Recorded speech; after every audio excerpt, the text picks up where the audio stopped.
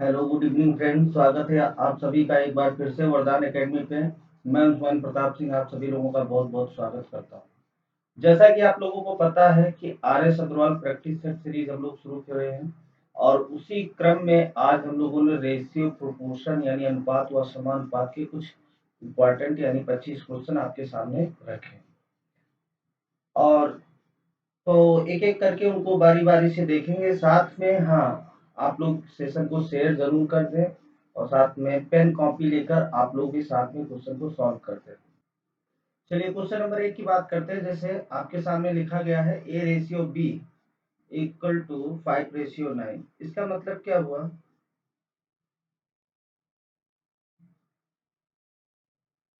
जी, ए ratio B मतलब 5:9। इसको आप ऐसे भी लिख सकते हैं।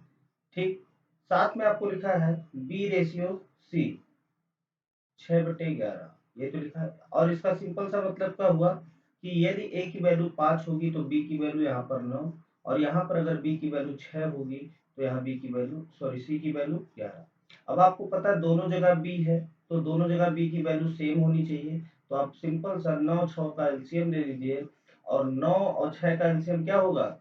तो आपको पता होना चाहिए 36। यानी 36 बनाना है तो आपको पता है कि इसको 4 का गुणा करने का तो ऊपर नीचे 4 का गुणा कर दीजिए। और इस 9 को 36 कैसे बना सकते हैं? सॉरी 6 का गुणा करना पड़ेगा।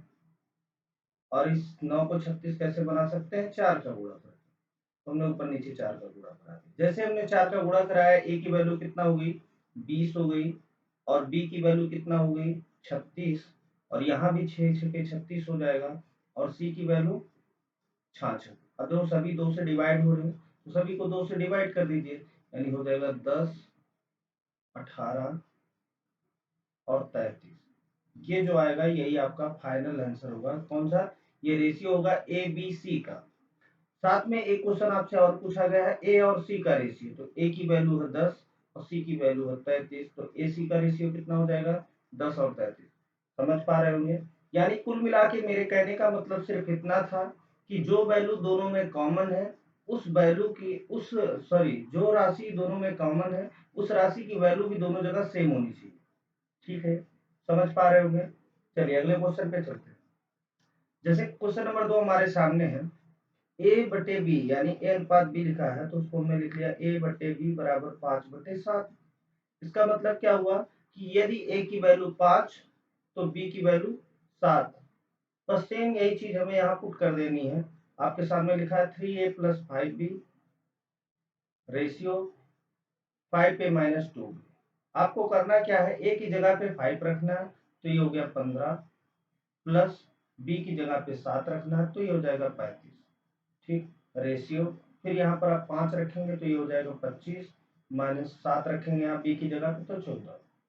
ठीक, ये हो गया 50 रेशियो ये माइनस होगा तो आपको पता ही हो जाएगा 11 यानी 50/11। ये आपका सही आंसर हो जाएगा। क्लियर है? चलिए अगले प्रश्न की तरफ चलते हैं। अब आपके सामने लिखा है ए अनुपात बी बराबर 2/9 = 1/3। सिंपली आपको करना क्या है ऐसे प्रश्नों में, ए बटे बी बराबर लिखा है 2/9 अनुपात 1/3। तो जो हर होता है यानी डिनोमिनेटर इन्हीं का एलसीएम लेना है तो 3 9 का एलसीएम 9 ही होगा। अब इसी 9 से बारी बारी से सभी में गुणा करा देना। जब यहाँ आप 9 से गुणा कराएंगे तो 9 9 कैंसिल हो जाएगा और यहाँ 3 रह जाएगा यानी इनका अनुपात ए और बी का क्या आ गया? तो आप कहेंगे 2:3 आ गया। क्लियर है? ठीक, इसी प्रकार आपको बी अनुपात सी दिया गया है। बी अनुपात सी की वैल्यू दी है 2/7 अनुपात 5/14। तो यहाँ पर क्या करना है, 14 और 7 का एलसीएम, 14 7 का एलसीएम 14 ही होगा। अब 14 से दोनों में गुणा होगा तो ये यहाँ 2 बच जाएगा और ये कितना हो जाएगा? 4:5। क्लियर है? इसी प्रकार आपको सी अनुपात डी डी अनुपात सी दिया है। डी अनुपात सी दिया 7/10 अनुपात में 3/5। अब आपको करना क्या है, 10 और 5 का एलसीएम 10 और 10 से दोनों में गुणा कराएंगे तो क्या आ जाएगा? 7 अनुपात यहाँ 2 बच जाएगा 3/6। क्लियर है?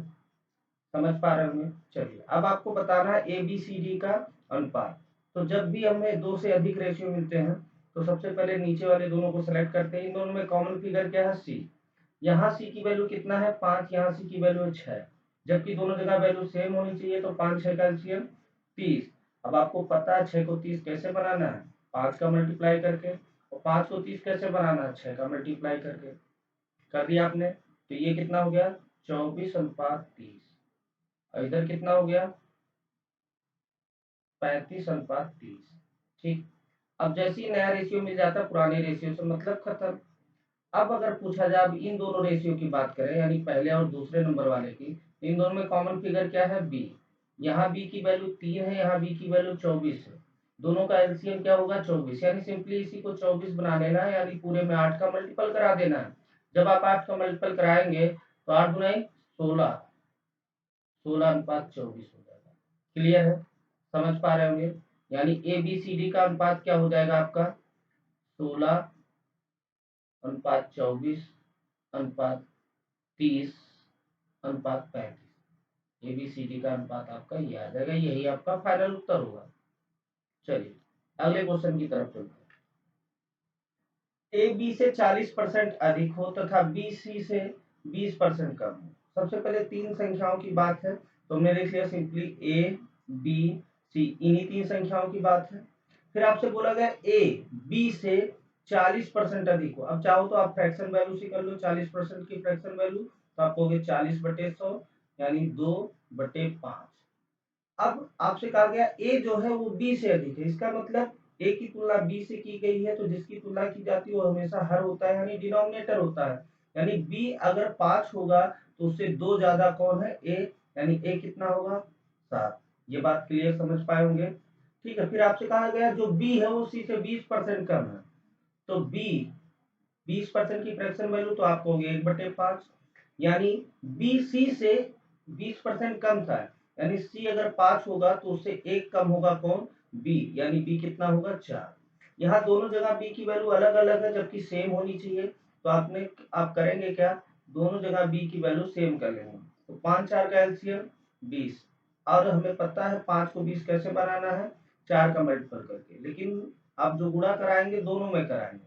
इसी प्रकार यहाँ इस 4 को 20 कैसे बनाएंगे? 5 का गुणा करके, तो दोनों में कराना पड़ेगा। तो यहाँ से करेंगे 4 सते 28 और 4 पंचे 20। बी की वैल्यू यहाँ भी 20 और पंचे 30, यानी जो ए बी सी का अनुपात आ जाएगा वो 28 20 25 का आ जाएगा। और यही आपका फाइनल उत्तर होगा। क्लियर है? समझ पा रहे होंगे? चलिए अगले क्वेश्चन की तरफ चलते हैं। साथ में वीडियो को लाइक जरूर करते रहें। ठीक। यदि 0.75 रेशियो एक्स और प्रोपोर्शन का चिन्ह लगा यानी समानुपात का 5:8 हो तो एक्स का मान ज्ञात कीजिए।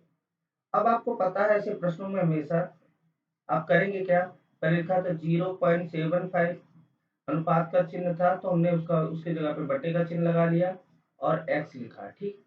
समानुपात की जगह इक्वल का चिन्ह आप लगा लेंगे और 5/8 कर लिया। सिंपल सा। पॉइंट हटाया, डबल जीरो बढ़ गया, 500 हो गया। 25 से डिवाइड किया 3 और ये 20। ठीक। अभी देखो 4 से डिवाइड हो जाएगा, 4 पंचे 20 और 4 दुनाई 8। ठीक। अब हमें x की वैल्यू बतानी है, तो देखो 2 का मल्टीपल इधर होगा, 5 इधर नीचे आएगा, यानी x की वैल्यू क्या आ जाएगी? 6/5। इसका मतलब क्या हुआ? एक सही 1/5। अगर दशमलव में बताना हो तो 1.2। ये आपका फाइनल उत्तर हो जाएगा। क्लियर है? चलिए अगले क्वेश्चन की तरफ चलते हैं। चतुर्थानुपाती क्या है? आपको 3 अनुपात पहले से दिए हुए, अब इसको किस क्रम में लिखना होता है यही मोस्ट इंपॉर्टेंट होता है। आपको हम लिखने का क्रम बता देंगे। इसका मतलब ये हुआ कि जो अनुपात 5 का 9 के साथ है वही अनुपात 12 का किसी चौथे अनुपात के साथ होना चाहिए, उसको हमने एक्स मान लिया। ठीक। यानी हमें इसी की वैल्यू निकालनी है, तो आप सिंपली करेंगे क्या? 5/9 बराबर 12/x। आपको एक्स की वैल्यू बतानी है, तो 9 का गुणा इधर होगा और आपका इधर आ जाएगा 5, यानी ये कितना हो जाएगा? 12×9 = 108/5। अब आप सिंपली कर सकते हैं 5×10, 5×1=5.6, यानी 21.6 इसका सही उत्तर होगा। क्लियर है? चलिए अगले क्वेश्चन की तरफ चलते हैं। तृतीय अनुपाती बता रहा है, जब दो अनुपात दिए गए हैं उसका तीसरे के साथ अनुपात बताना है, यानी इसको किस क्रम में लिखना होता है, यही महत्वपूर्ण होता है। यानी इसको आप ऐसे लिखेंगे, जो अनुपात 18 का 24 के साथ है वही अनुपात 24 का x के साथ होना चाहिए। x हमने वो वैल्यू मान ली जिसको हमने निकालना है तीसरा अनुपात। ठीक, अब सिंपली आप इसको लिखेंगे कैसे, 18/24 बराबर 24/x। ठीक, x की वैल्यू आपको निकालनी है, तो आप x को इधर ले जाओ, बाकी सबको उधर। तो आपको पता है x बराबर होगा 24 का स्क्वायर कितना होता है, 576/18, यानी 18 23 54, और इधर 3 बचा, 18 दूनी 36, यानी 32। x की वैल्यू 32 आएगी, यही आपका तृतीय अनुपाती होगा इन दोनों का। क्लियर है, समझ पा रहे होंगे। चलिए अगले क्वेश्चन की तरफ चलते हैं। 6 और 24 का मध्यानुपाती बताना। सेम उसी प्रकार से आपका इसमें लिखना ही, जितना भी मध्यानुपाती, तृतीय अनुपाती, चतुर्थानुपाती पूछा जाए, सब में किस प्रकार से आप उसको लिखते हैं वही इंपॉर्टेंट है। चलिए मैं बताता हूँ इसको आपको कैसे लिखना है। हमने कहा इन दोनों को मध्य का अनुपात लिखना है, तो हमने लिखा है जो अनुपात 6 का x के साथ होगा वही अनुपात x का 24 के साथ होना चाहिए। क्लियर है, इस तरीके से आपको लिख लेना है। इसका मतलब क्या हुआ, 6/x बराबर x/24। ठीक, यानी एक्स स्क्वायर बराबर 24 गुणे 6, यानी कितना, 144। और चूंकि x पे स्क्वायर लगा है तो जब वो हटेगा तो इस पर अंडर रूट लग जाएगा, यानी x बराबर अंडर रूट 144, और जिसकी वैल्यू कितना हो जाएगी, ये 12 का वर्गमूल, इसका वर्गमूल हो जाएगा 12। यानी आपका सही उत्तर क्या होगा कि 6 और 24 का मध्यानुपाती क्या है, 12। क्लियर है। चलिए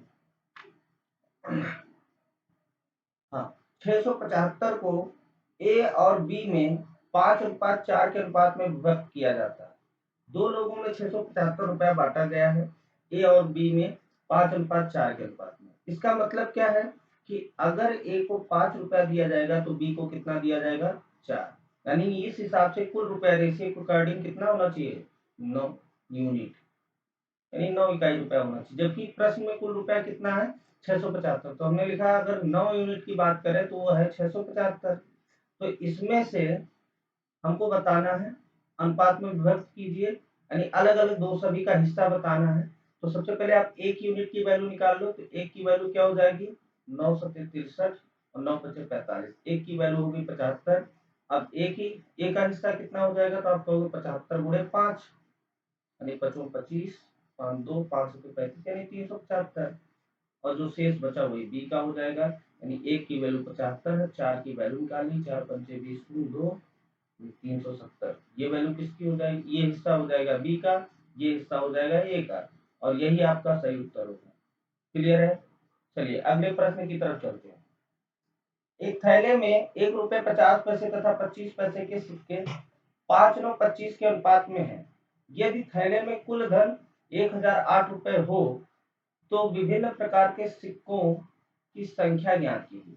ठीक, सिंपली आपको करना है, ऐसे में दो प्रकार के कुल प्रश्न बनते हैं। एक बार संख्या का अनुपात देगा, थैले में कुल रुपया बताएगा।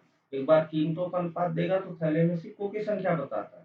सिंपली आपको करना क्या है, आपको ऐसे लिख लेना है, 1 रुपये 50 पैसे और 25 पैसे के सिक्के हैं, ये तीनों ऐसे लिख लिए क्रम में। फिर उनका अनुपात दिया गया है संख्या का अनुपात। ठीक, संख्या का अनुपात दिया गया है 5:9:25, हमने ऐसे लिख लिया। अब चूंकि आपको पता है थैले में आपको बताएगा कुल रुपया कितना 1008, तो आप संख्या को रुपए से कंपेयर नहीं करा सकते। तो आपको करना क्या है, इसी संख्या के अनुपात से हमको कीमतों के अनुपात में बदल लेना है। अब आप बताएं, अगर आपके पास 1 रुपए के 5 सिक्के हो तो उससे कुल कितना रुपया बन जाएगा, तो आप कहेंगे 5 रुपए। और अगर 50 पैसे के 9 सिक्के हों तो आप कहेंगे 4.5 रुपए बन जाएगा। और अगर 25 पैसे के 25 सिक्के हैं, इसका मतलब कितना, 6.25 रुपए बनेगा। यानी कुल कितना रुपया बन गया, तो आप कहेंगे 5 4 9 6 15.75, 15.75 रुपया बना, यानी इधर 50 लिखना। ठीक, 75 रुपया बना। ये रेशियो के अकॉर्डिंग बना, लेकिन एक्चुअल में कुल रुपया कितना है तो आप कहेंगे 1008 है। यहाँ से एक की वैल्यू निकाल ले तो 15.75 का भाग करा दे। ठीक, हमने पॉइंट हटाया, इधर हमने 100 बढ़ा दिया। क्लियर है। अगर 25 से डिवाइड करो तो 25 के 150, फिर 75 बचा, 25 किया 75 और 25 चौके 100। ठीक, अब 3 से डिवाइड करो, 3 से डिवाइड करेंगे तो ये हो जाएगा 21, और इधर 3 त्रिका 9, फिर 3 त्रिका 9 और 3 छक्के 18, फिर 21 से डिवाइड करेंगे, 21 इक्यानवे 21, और इधर आपका बच जाएगा 9 3 12 26, यानी 21 छक्के 126, यानी 16 गुणे 4, यानी एक की रेशियो की एक यूनिट की वैल्यू कितना आ गई, 16 चुके 64 आ गई। अब आपसे पूछा क्या गया है, तो विभिन्न प्रकार के सिक्कों की संख्या ज्ञात कीजिए। तो आपको करना क्या है, ये चूंकि आपने कीमतों वाले अनुपात से कंपेयर कराया था तो कीमतों वाले में भी मान रखना है। एक यूनिट की वैल्यू कितना आ गई 64, तो 5 यूनिट की वैल्यू, तो आप कहोगे 64 गुणे 5, यानी 5 चुके 20 शून्य 2 आया, और 5 और 30, और 30 दो 32, यानी 320 सिक्के तो एक एक रुपए के थे, और सॉरी, एक एक रुपए के सिक्कों से 320 रुपया बना था, यानी सिक्कों की संख्या इसकी कितना होगी। और इसी प्रकार सब में जिसका भी आपको निकालना है तो 50 पैसे वाले में मान रख दीजिएगा और वहां से वो वैल्यू निकल जाएगी। और इसी प्रकार अगर इसमें निकालना है तो इसकी वैल्यू निकालने के बाद आपको पता है कि 1 रुपया कब बनता है, जब 25 पैसे के 4 सिक्के होते हैं, तो आपको सीधे 4 का गुणा करा देना, यानी उतने सिक्के होने चाहिए।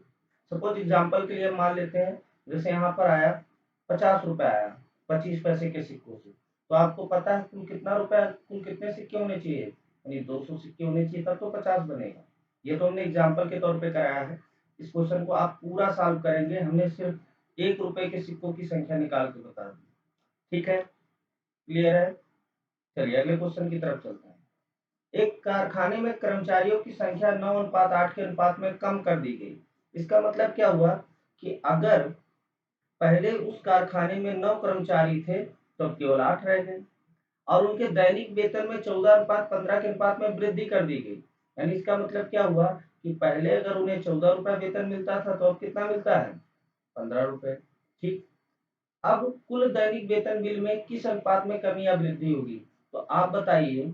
पहले 9 लोग थे और प्रत्येक को 14 रुपए अगर वेतन मिल रहा था, यानी कुल कंपनी का खर्च कितना था, 126 रुपए, रेशियो पे पड़, और अब 8 ही लोग हैं, सबको 15-15 मिल रहा है, तो अब केवल 120 खर्च होंगे, यानी कमी हुई। अब इन्हीं दोनों का रेशियो बना लो, किस अनुपात में कमी हुई, अनुपात ही तो पूछा है।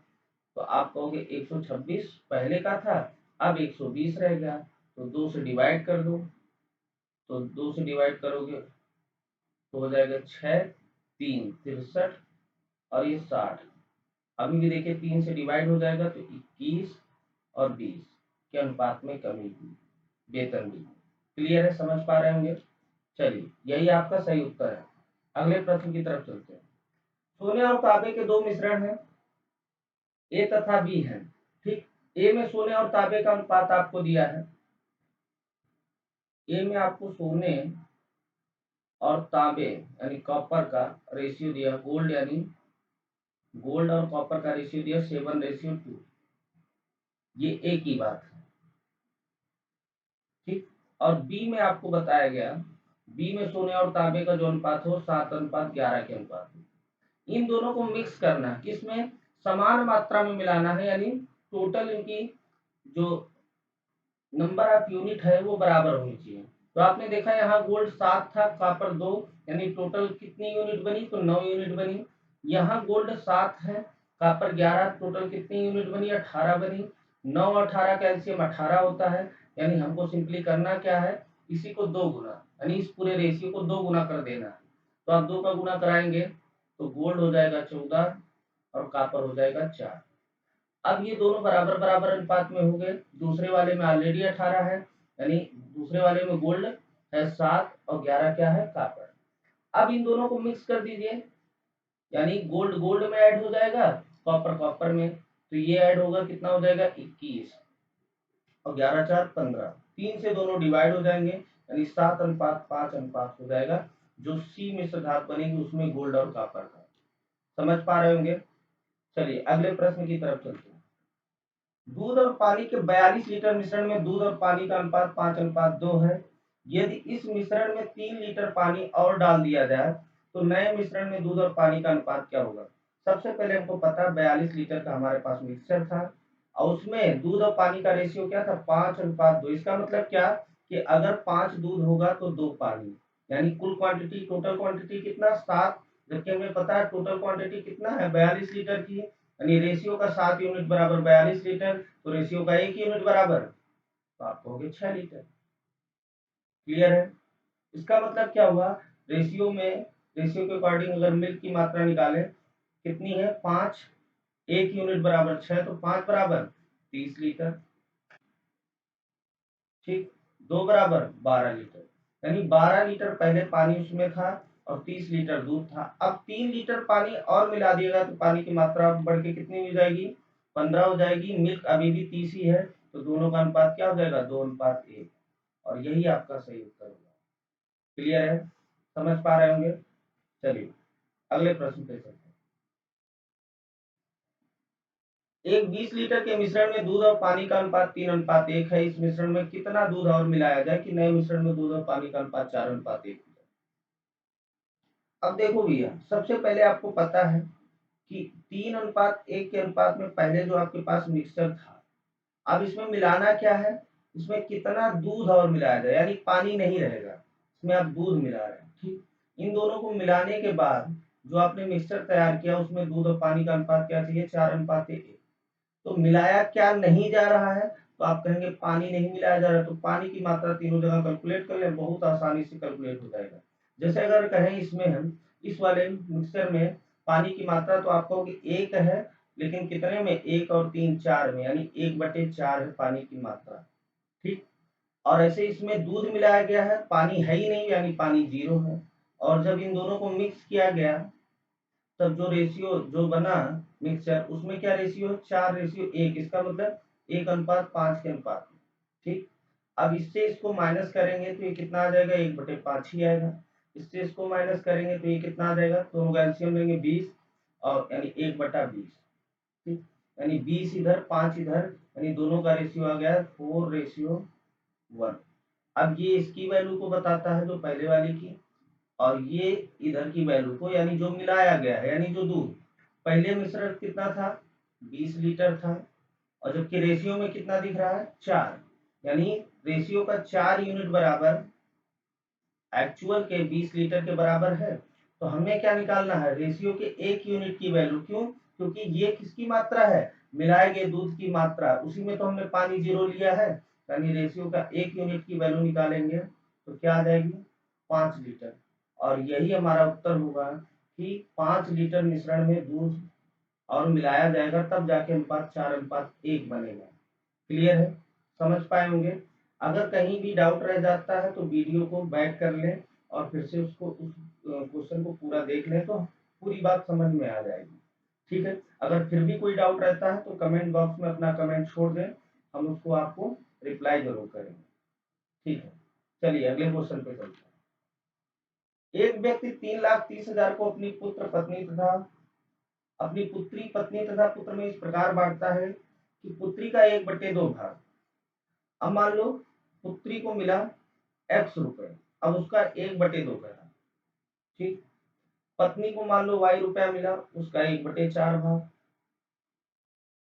और पुत्र को मान लो z रुपया मिला, उसका 1/5 भाग। परस्पर आपस में बराबर है। आपको ध्यान होगा ax बराबर b y बराबर c z वाला वही सेम कॉन्सेप्ट है। अब यहाँ से आपको बताना पुत्री का भाग, यानी सबसे पहले आपको करना क्या है x ratio y ratio z निकाल लेना। इसके लिए करते क्या है, इसके साथ जो भी जिसका भी मल्टीपल हुआ है उसका रेसिप्रोकल यानी व्युत्क्रम लिख लेते हैं। तो 1/2 का व्युत्क्रम क्या होगा, तो आप कहोगे 2। ऐसे 1/4 का व्युत्क्रम तो 4 हो जाएगा, और 1/5 का व्युत्क्रम 5 हो जाएगा। ठीक, यानी एक्स वाई जेड का जो रेशियो आ गया 2:4:5, इसमें बांटना है। ठीक है, अब इसी अनुपात में बांटना है, यानी अगर पुत्री को 2 रुपया देना है तो पत्नी को 4 रुपया और पुत्र को 5 रुपया, यानी कुल मिला के यहाँ से कुल रुपया कितना बना 4 2 6 5 11, जबकि यहाँ पर कुल रुपया कितना दिया है तो आप कहेंगे 3,30,000। ठीक, रेशियो का टोटल रुपया है 11 यूनिट, जबकि वो कितना है 3,30,000। यहाँ से इसको डिवाइड करेंगे तो एक यूनिट की वैल्यू यहाँ से क्या आ जाएगी 30,000। एक यूनिट की रेशियो के एक यूनिट की वैल्यू आपकी क्या आ जाएगी 30,000। अब आपको बताना कैसा है पुत्री का भाग। पुत्री का भाग कितना था, यही 2 वाला, यानी एक यूनिट बराबर 30,000, तो 2 यूनिट की वैल्यू 60,000, यानी पुत्री को कितना मिला 60,000 रुपया मिला। और यही आपका सही उत्तर होगा। क्लियर है, समझ पा रहे होंगे। चलिए अगले प्रश्न पे चलते हैं। दो धातुओं में जिंक तथा तांबे का अनुपात 2:1 और 4:1 है। दोनों धातुओं को किस अनुपात में मिलाया जाए ताकि नई धातु में जिंक और तांबे का अनुपात 3:1 हो। सबसे पहले आपसे बोला गया था कि एक में 2:1 के अनुपात में है जिंक और तांबा, दूसरे में 4:1 के अनुपात में। इनको मिलाना है किस अनुपात में कि जो मिल के तैयार हो उसमें 3:1 के अनुपात में जिंक और तांबा हो। तो दोनों में से चाहे जिसकी मात्रा, चाहे सब जगह से जिंक की मात्रा ले लीजिए, चाहे सभी जगह से तांबा की मात्रा, दोनों से एक ही उत्तर आएगा। तो अगर हम यहाँ से सब जगह से जिंक की मात्रा लें तो आप कहेंगे कि पहले वाले में जिंक 2 है लेकिन टोटल 3 में, ठीक है, यानी 2/3। दूसरे में जिंक 4 है लेकिन टोटल 5 में, यानी 4/5। ऐसे ही जब इन दोनों को मिक्स किया गया तो जो बन के तैयार हुआ उसमें जिंक 3 है लेकिन टोटल 4 में। क्लियर है, तो आप इस चीज को माइनस करेंगे, दोनों का एलसीएम आया 20। ठीक, अब 4 का उधर उधर गुणा होगा 16 हो जाएगा, और 5 का इधर, यानी 16 में से 15 माइनस हो गया, यानी 1/20। इसी प्रकार यहाँ दोनों का एलसीएम आया 12, 8, 9, यानी 1/12, यानी इन दोनों का क्रॉस मल्टीप्लाई हो जाएगा, इन दोनों का रेशियो क्या हो जाएगा 12:20, और 4 से दोनों डिवाइड होंगे यानी 3:5। यही जो अनुपात आए यही आपका उत्तर है कि इन दोनों मिश्रणों को 3:5 के अनुपात में मिलाना पड़ेगा, तब जाके ये मिक्सचर बनेगा जिसमें जिंक और तांबे का अनुपात 3:1 होगा।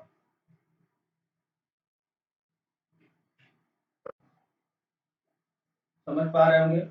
चलिए अगले क्वेश्चन पे चलते हैं। वीडियो को लाइक जरूर कर दें।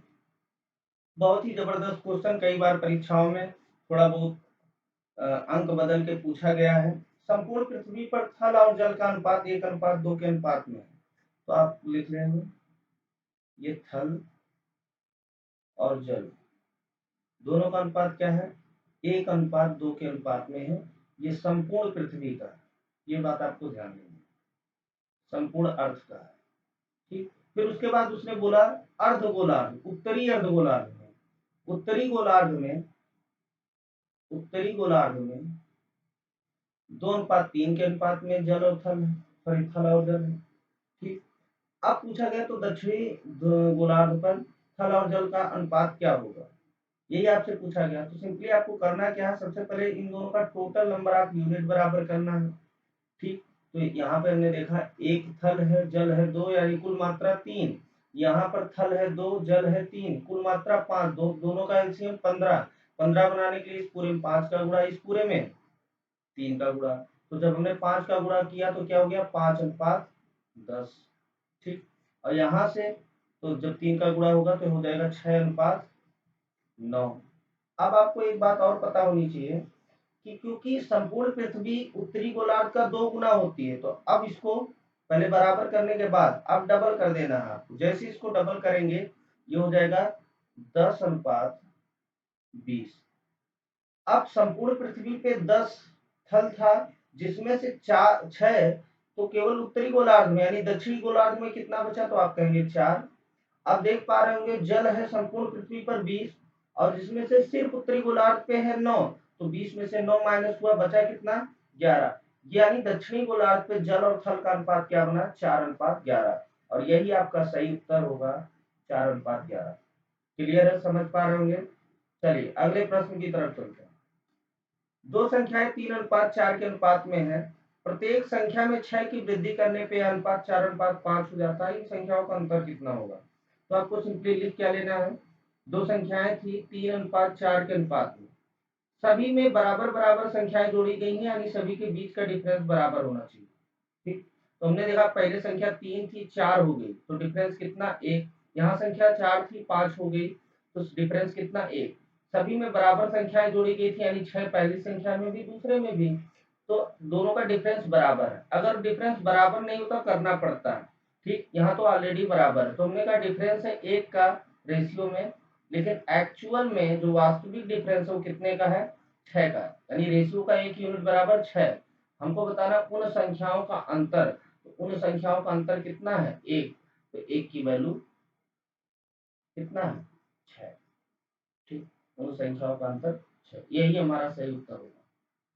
क्लियर है, समझ पा रहे होंगे। चलिए अगले प्रश्न पे चलते हैं। दो संख्याएं 4:5 के अनुपात में है। पहली संख्या में 20% की वृद्धि तथा दूसरी संख्या में 20% की कमी पर प्राप्त संख्याओं में अनुपात। अब देखिए 4:5 के अनुपात में है ये संख्या, ठीक। अब पहली संख्या में 20% की वृद्धि करनी, यानी 4 गुणे 120 बटे 100। फिर दूसरी संख्या में 20% की कमी करनी, यानी 5 गुणे 80 बटा 100। तो 100 कैंसिल, 0 0 कैंसिल, और कुछ कैंसिल हो रहा है, 4 से कैंसिल करें, 4 3 12, 4 दूनी 8, 2 से कैंसिल करेंगे तो हो जाएगा 2, ठीक। 2 3 6, 6:5, ठीक है। क्लियर है, समझ पा रहे होंगे। चलिए अगले प्रश्न पे चलते हैं। एक संख्या का 40% दूसरी संख्या के 3/5 के बराबर है। पहली संख्या का दूसरी संख्या से क्या अनुपात होगा। एक संख्या हमने मान ली a, कहा गया इसका 40%, यानी x गुणे 40, सॉरी a गुणे 40 बटे 100, ये बराबर है दूसरी संख्या हमने b मान ली उसके 3/5, ठीक है।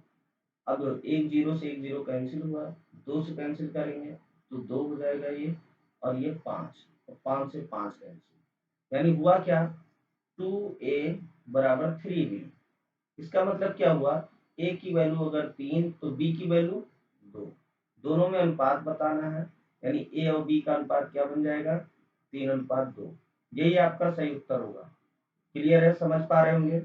अभी तक अगर आपने सेशन को शेयर नहीं किया तो शेयर जरूर कर दें अपने दोस्तों के पास, जिससे इस वीडियो का पूरा लाभ उन्हें भी मिल पाए। साथ में आप लोगों से बार बार निवेदन रहता है मेरा कि आप लोग पेन कॉपी लेके जरूर वीडियो के पास बैठे, जब भी वीडियो देखें तो साथ में खुद भी सॉल्व करते रहें, तभी आपको पूरा लाभ मिलेगा। अगर फिर भी कोई डाउट रह जाता है तो कमेंट बॉक्स में छोड़ दें, आपको रिप्लाई निश्चित ही किया जाएगा, ठीक है। चलिए अगले क्वेश्चन पे चलते हैं। 5 केले 4 सेब का मूल्य 3 केले तथा 7 के सेबों के मूल्य के बराबर है। केले और सेब के मूल्यों का अनुपात बताना। तो आपको सिंपली क्या लिख लेना है कि 5 बनाना प्लस 4 एप्पल, इन सभी का मूल्य बराबर है 3 बनाना और 7 एप्पल की। यही तो कहा गया है। तो हमने कहा एप्पल एप्पल एक तरफ, बनाना बनाना एक तरफ, तो ये आएगा इधर माइनस हो जाएगा, यानी 2b बराबर 3a। इसका मतलब क्या हुआ कि बनाना अगर 3 रुपए का तो एप्पल कितना 2 रुपए का, सिंपल सा मतलब। तो आपको बताना चाहिए क्या था, एक केले और एक सेब का मूल्य, यानी एक केला है 3 रुपए का और एक सेब है 2 रुपए का, यानी इन दोनों के मूल्यों का अनुपात क्या हो जाएगा 3:2। क्लियर है। चलिए अगले प्रश्न पे चलते हैं। 1 रुपया 50 पैसे और 25 पैसे के 378 सिक्कों के मूल्यों का अनुपात। यहाँ पर देखिए सबसे पहले आपको ऐसे भी प्रश्नों में आपको लिख लेना कितने प्रकार के सिक्के हैं, तो 1 रुपए 50 पैसे और 25 पैसे, यही तो 3 प्रकार के सिक्के हैं।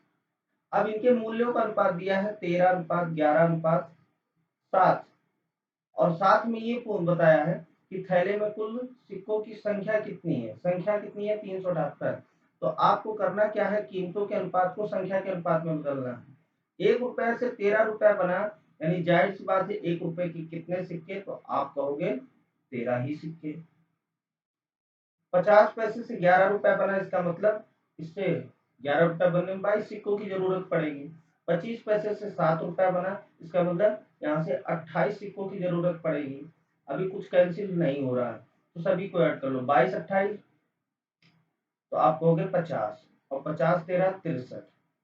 यहाँ से जो सिक्कों की संख्या बनी वो 63 बनी रेशियो के अकॉर्डिंग, जबकि एक्चुअल में संख्या आपको दी गई है कितना 378। तो 21 से लो, 1 यूनिट की वैल्यू निकाल लो रेशियो की, तो आप कहोगे 378 बटे 63।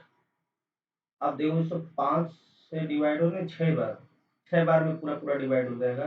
अब देखेंगे 6 3 18, 1 6 2 36 37, यानी पूरा बार एक बार में 6 से डिवाइड हो जाएगा।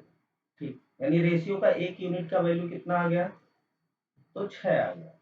अब आपको करना क्या है, सिंपली आपसे पूछा गया था, सॉरी, हाँ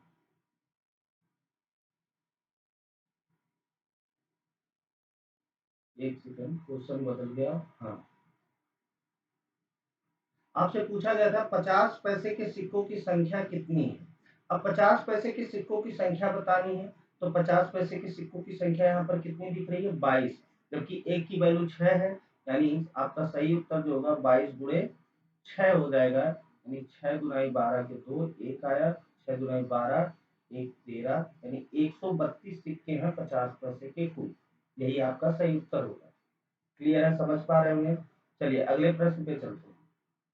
28 लीटर मिश्रण में पेट्रोल तथा तेल, अन्य कोई तेल है, उसका अनुपात है 5:2, इसमें कितना तेल और मिलाया जाए कि अनुपात 2:1 हो जाए। ऐसे प्रश्न अभी हम पिछले पीछे कर चुके। आपको सबसे पहले ये देखना है क्या नहीं मिलाया गया, तो आप देख रहे हैं तेल मिलाया जा रहा है, पेट्रोल दोबारा नहीं मिलाया गया।